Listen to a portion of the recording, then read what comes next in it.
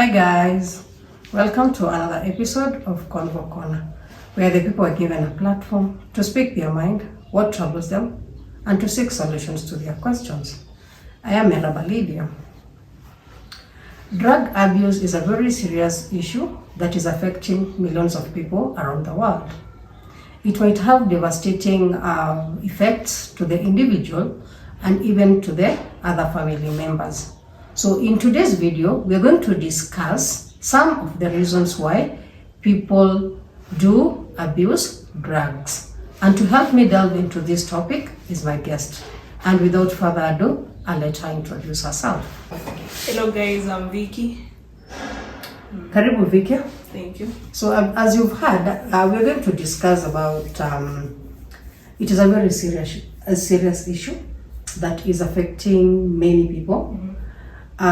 From young people to the old ones, because we cannot say like this is a problem with the young people only, because there are also older people who find themselves in drug abuse. So today we're going to discuss about some of the reasons why people abuse drugs. Yes, so maybe you can start off by telling us what is the first reason why people abuse drugs. Yeah. The first reason, I think so this is the main one, is peer pressure. Maybe you hang out with friends who use drugs, and there are different types of drugs.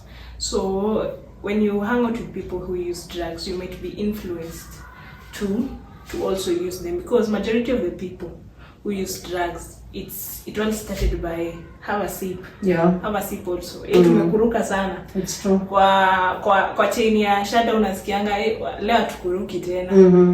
So inaanzanga tu hivyo. Yeah. Just because of the friends that you hang out with, they use a certain type of thing, and so you also find yourself indulging in the same thing. It is very so peer pressure is one of the main points that can make you start abusing drugs. Yeah. And also like curiosity and peer pressure goes hand in hand, because like you see these people like they're using drugs, or maybe it's smoking bang, and then like they're feeling high or something. Sort of curiosity, you want to know like, hey, how do they feel?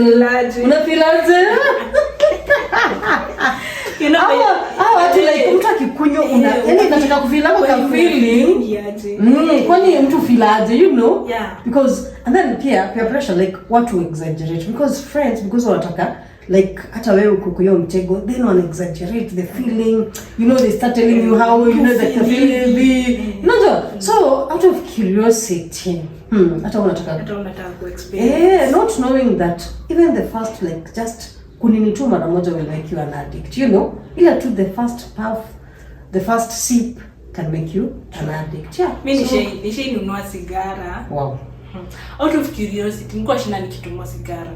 So nikasema hii sigara by the way inakuanga na nini? Wow. So mimi nikaeka ngatendo, when I was young, I was around 6 and 7 hapo hivyo. So mimi natumwa sigara, nikaona hii sigara ni mimi nimenunua sana.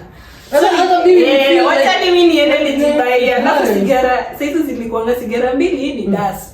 So nikaona acha nibai sigara za das in case kakinibamba. Wow. And I was like, this smell is horrible. Everything about it is horrible. Alafu people say like the first time ata kusmoke, like maybe you were choked by that smoke or something. But for cigarette is something very different. Because unangojeanga results hazikuji. So like what you're supposed to feel. Unafaa kufeel mimi nilikaa tu hivi sasa hizo nimevuta sigara aki. Okay, na nilikuwa nakutuma bedeng the. Nilikuwa tumangwa na mse wa kwetu.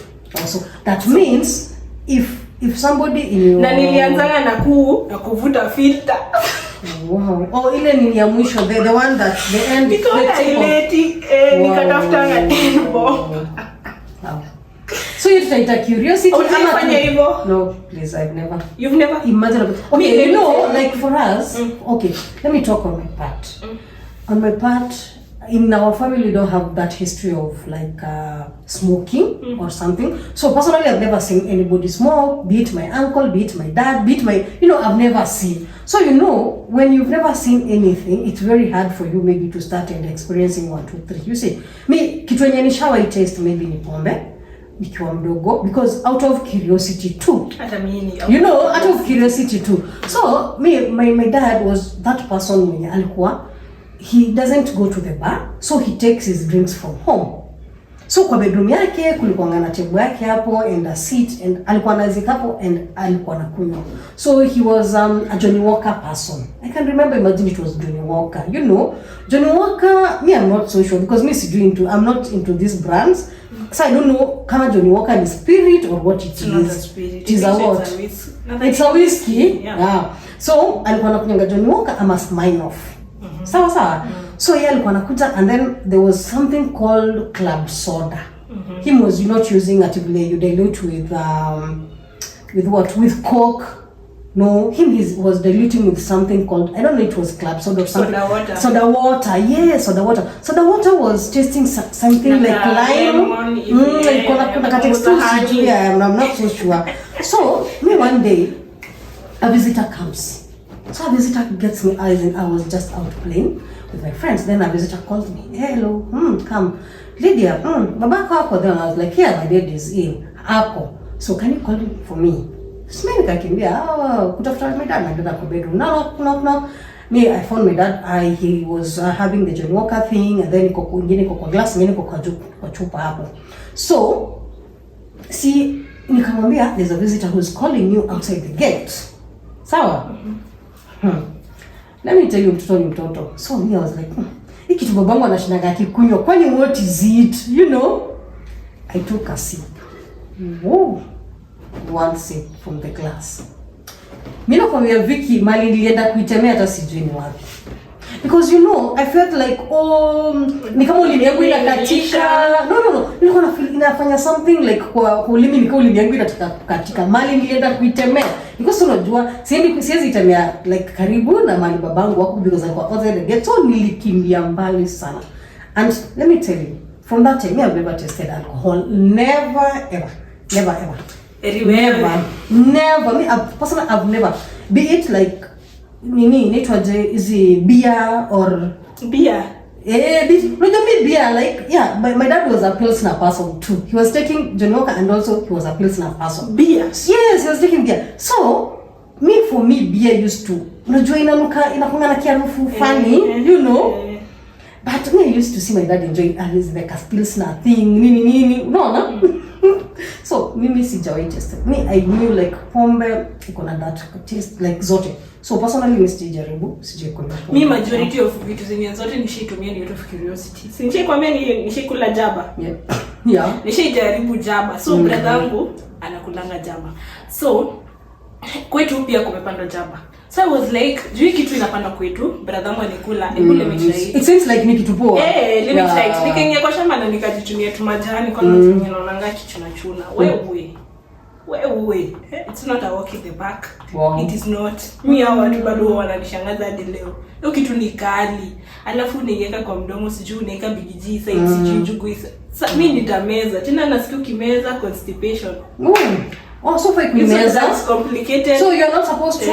It's not like unatafuna and then unatema. Okay, whatever.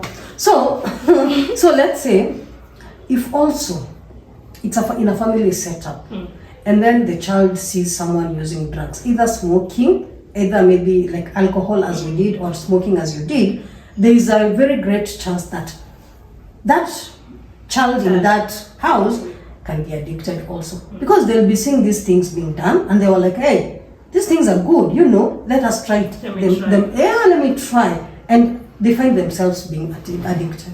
It's very ironical. Like there's a friend of mine wako na bar, wako na club. Okay. So the mother expects the sons not to drink, but he sells it. But leave alone even having the club, it's in the compound. Ooh. Okay, it's a very okay. It's very ironical that Yeah. you practice these things in front of your kids And you then want them expect not to them abstain from them. You see, the one who was sending me cigarettes, I was telling him the other day, there's no way you will start sending your kids. Yeah, I and even then told you expect him, them you know, I told him not you're the one to who smoke. made me smoke cigarette the first time. Yeah. Now I started asking him, how will your kids not smoke cigarettes? Yeah. Because that's So the norm. atatafuta It 10 is the kama norm. mimi. Yeah, it is So the norm anajua there. si 10. Hata mimi nitatafuta 10 nivute. It's Si true. si inavutangwa kwetu.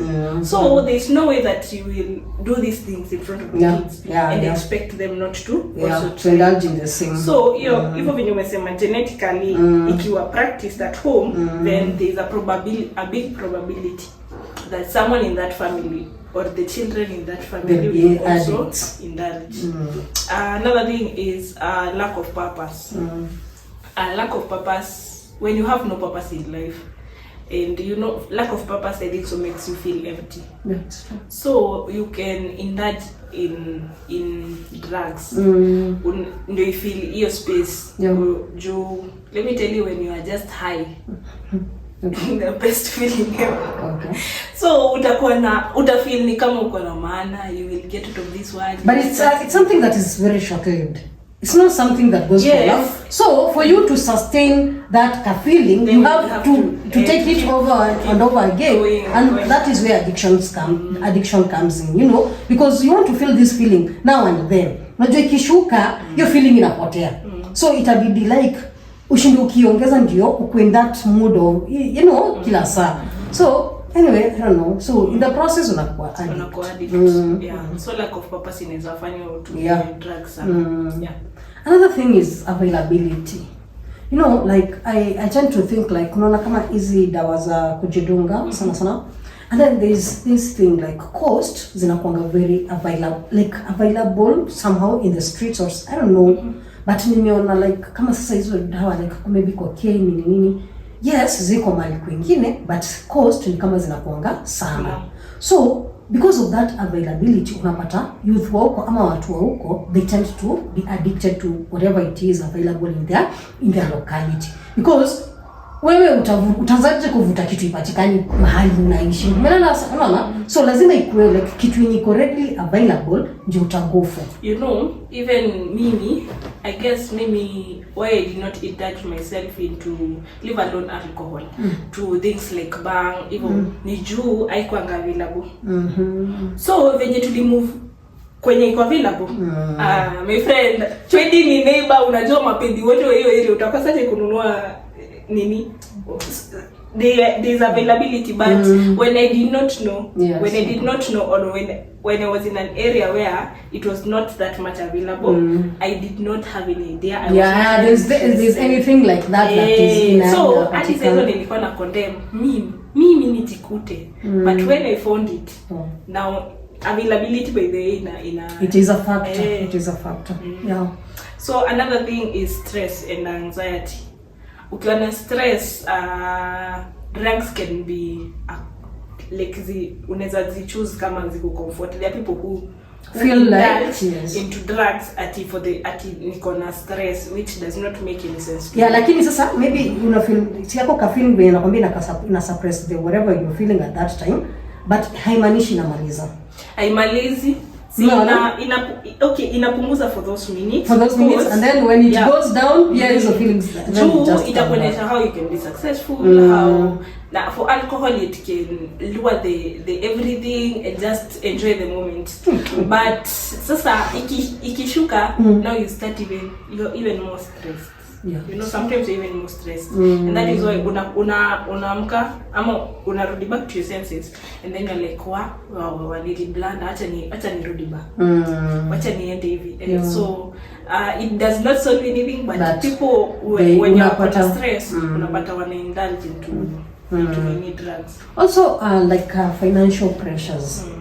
Ushaiona mtu maybe like alikuwa na job sawa, and then maybe job yake kati, all of a sudden he or she doesn't have that job, and then maybe they are not able to fend for their family, or just something just comes up. You had money but at the moment you don't have. You know, most people tend to go into drugs because of that situation.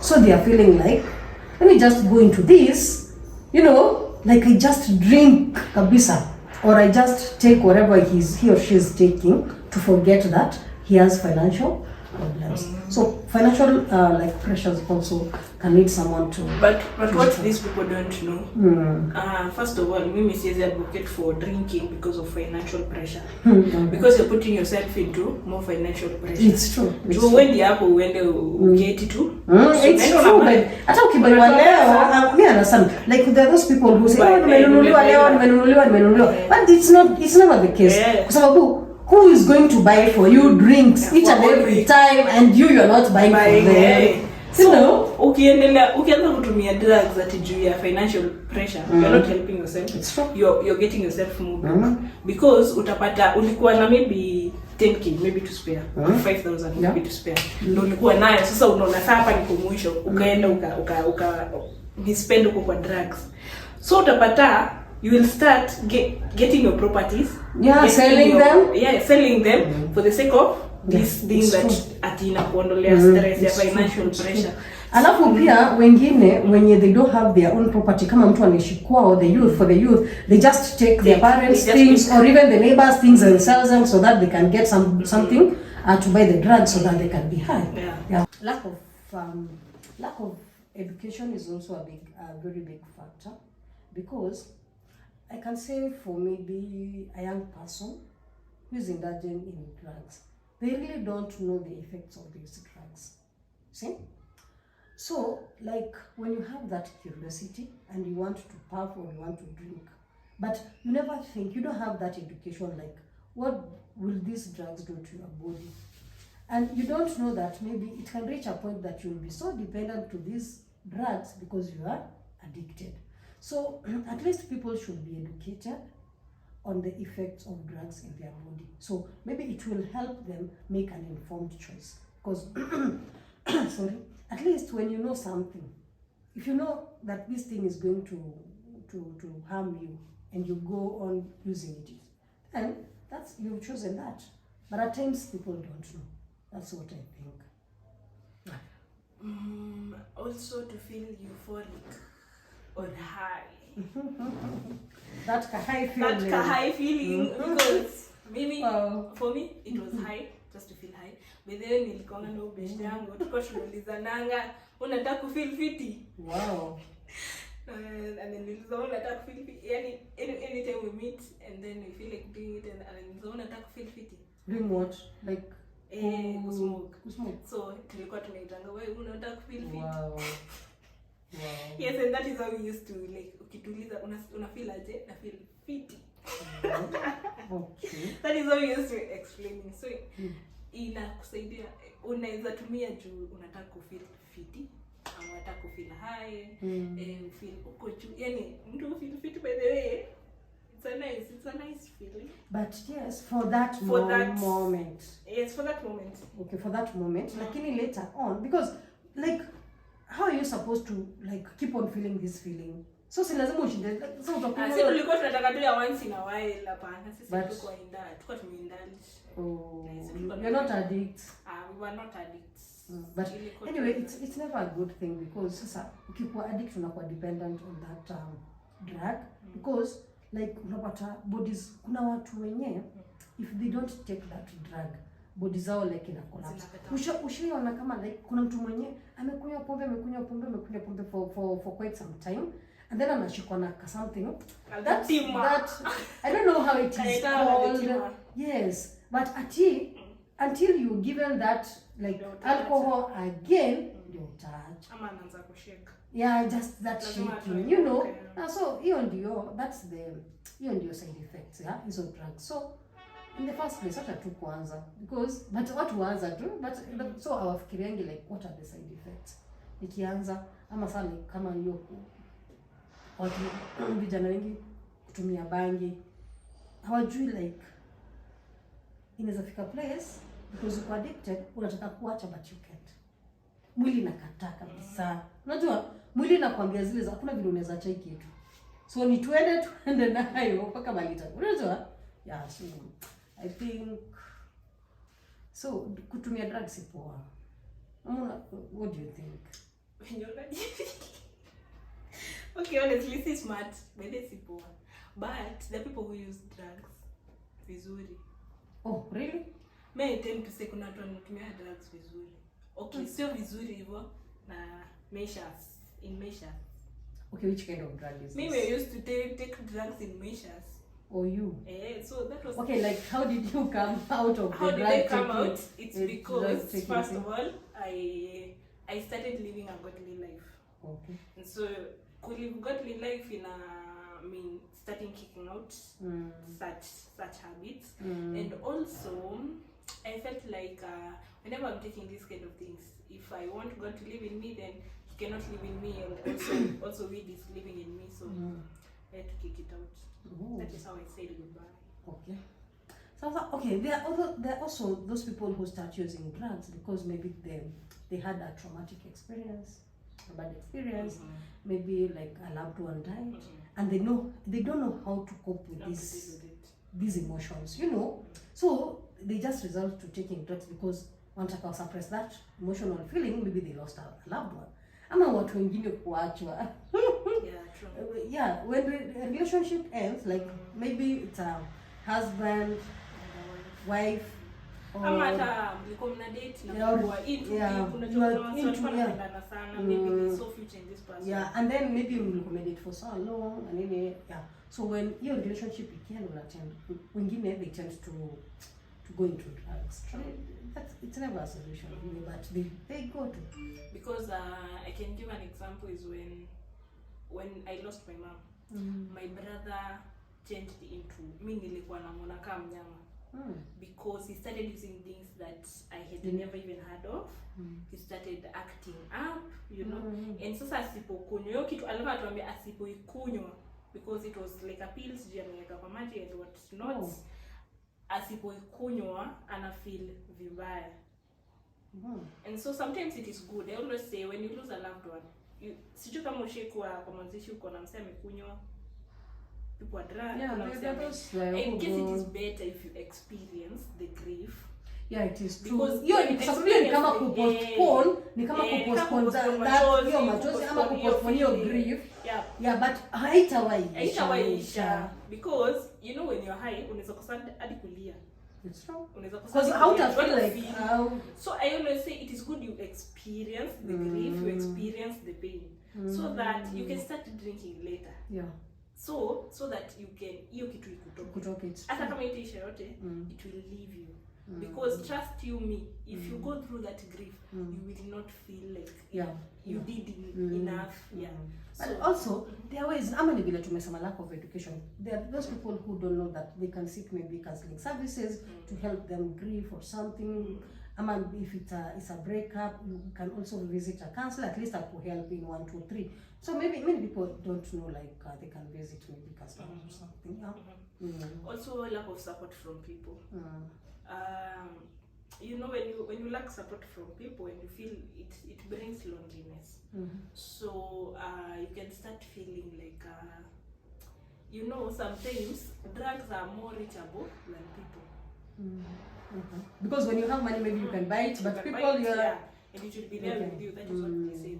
So una feel if I have this here, this immediate solution. So you start indulging,